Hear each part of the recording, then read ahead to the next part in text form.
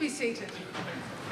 And I'll invite VAGEC's President, Dr. Judy Landau, to give her official welcome.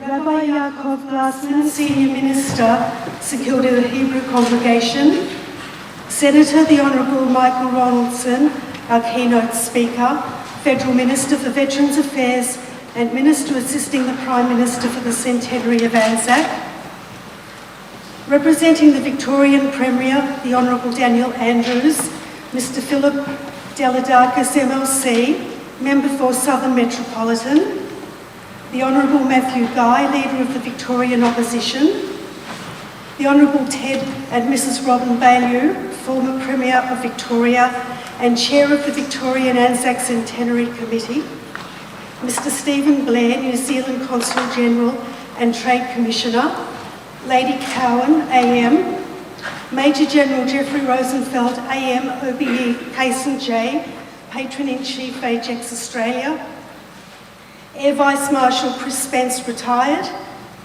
Chair of the Trustees of the Shrine of Remembrance, Major General Jim Barry, AM, MBE, RFD, ED, retired, Deputy Chairman, the Spirit of Australia Foundation, Mr Lambus Inglezos, finder of the mass burial site of 250 Australian diggers at Fromell, Rabbi Ralph Ganendi, Senior Chaplain ADF and RACS Chair, Ms Rebecca Forgars, Director and CEO of Jewish Museum of Australia, Dr Deborah Rector, Curator of the exhibition True Jews and Patriots, Mrs Zelda Rosenbaum, AOM, Honorary Life President, Jewish Museum of Australia, Mr Ben Hirsch, Life Member and Immediate Past President, VAGEC's Australia, Mrs Ruby Gross, Life Member, VAGEC's Australia, the Reisman family and their guests, Mr David Southwick, MP, Member for Caulfield,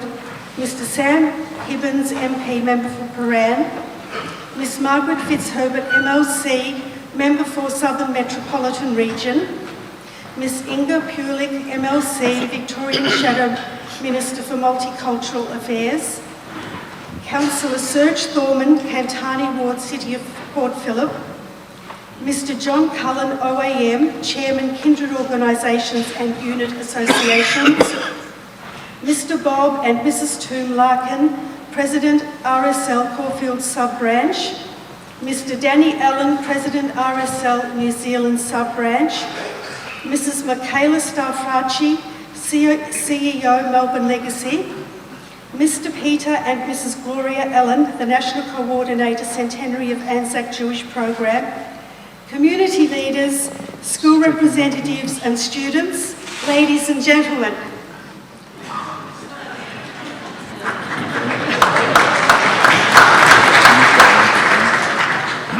On behalf of the Jewish Museum of Australia and VAGEC's Australia, I extend a warm welcome to all here today.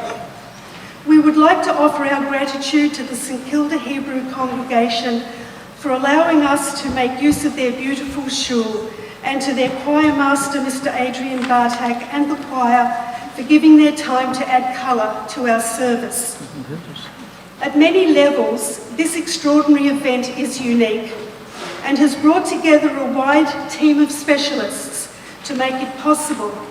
And I'm extremely proud of the standards of excellence and the respect and consideration that have been demonstrated by those involved. This is what we from the military call esprit de corps. We had a common spirit of comradeship and enthusiasm, a sense of pride and devotion to make the event the best it could be. Thank you to all involved for using your talents and enthusiasm, which will be evidenced as the afternoon unfolds. John Monash was born in Melbourne on the 27th of June 1865 to a family of Prussian Jews. Yesterday would have been his 150th birthday, so we organised this event to coincide with his special date. In 1914, Monash was in command of the Australian Imperial Forces 4th Brigade in Egypt, where, like most Australian troops, he experienced the disastrous effects of bad organisation and planning and poor decisions. We are extremely fortunate to have with us here today, representing the Commander of 4th Brigade, Colonel Doug Laidlaw, and representing Melbourne University Regiment Commanding Officer Lieutenant Colonel Tom Nem, and his RSM Warrant Officer Class 1, Damien Lindsay. Gentlemen, we are delighted to have you with us here today. 4th Brigade landed on Gallipoli on the 26th of April 1915. The birth of the Anzac spirit all started, of course, on Gallipoli, where young Australians were thrown into savage fighting against almost unimaginable odds in terms of the terrain and the advantage held by the Turks. Those who went to the Great War were volunteers. They were young Australians with a large proportion of Jews per population, many underage who were not conscripted or otherwise compelled to endure its horrors. But they did so primarily out of their sense of patriotism and a feeling of duty to preserve the essential values of their world. Nearly all of them left our shore as boys, many of them never to return, and those who did were no longer boys. The terrible defeat suffered by the Australian and New Zealand forces under British command at Gallipoli changed John Monash's attitude on how to fight the Great War. 1918 proved a significant year for Monash when he was promoted to Lieutenant General and appointed Commander of the Australian Corps, which was the largest corps fielded by the British Empire Army in France.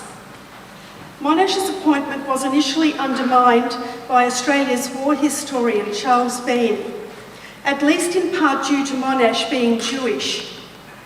Bean connived with Keith Murdoch to persuade Prime Minister Hughes that senior officers did not want to support the promotion. But it wasn't until Hughes visited the front in mid-1918 that finally persuaded him of the falseness of these charges, and so he abandoned plans to replace Monash. General Sir John Monash was a most unlikely digger. He was cultured and fussy, an organised, methodical disciplinarian to the point of being obsessive. He was a middle-aged and an overweight citizen soldier with no active war experience when hostilities broke out in 1914. Yet he was the leader Australian soldiers needed both during and after the war. We commemorate Anzac Day every year because the worst of times can often bring about the best in us. Our commemoration today will not and does not glorify war. Rather, they honour what's best and noblest in human nature. Australian soldiers have been called on to do the terrible deeds that war requires, but they have remained decent people.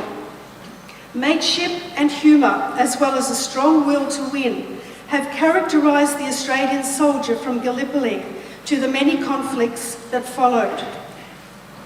Members of our armed forces have done what most are never asked to do. They have been prepared to put their lives on the line for our country. We honour those who have done what we have not, and hope that we might find it in ourselves to rise to the supreme challenge as they did, should we ever be put to the test. Just as a person is the poorer for not acknowledging those who help them to achieve their goals, so is a nation poorer if it does not remember those who sacrifice their lives for it, or heed the lessons that need to be learned from such sacrifices. The spirit of Anzac is as relevant to all of us as it was 100 years ago.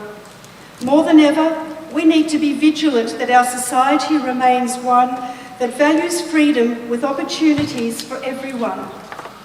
We need to continue the Anzac's sense of commitment, courage and perseverance to get through the tough times ahead. The need for all of us to look after each other is unquestionably greater now than at any other time in the past. And Anzacs continually showed this sense of humanity and compassion. The Anzacs focused on what was really important, as we must do today in our everyday lives. And the qualities exemplified by these Anzacs are of great relevance to us. So, this is the tradition of the spirit of Anzac, the spirit that we must pass on to the next generation.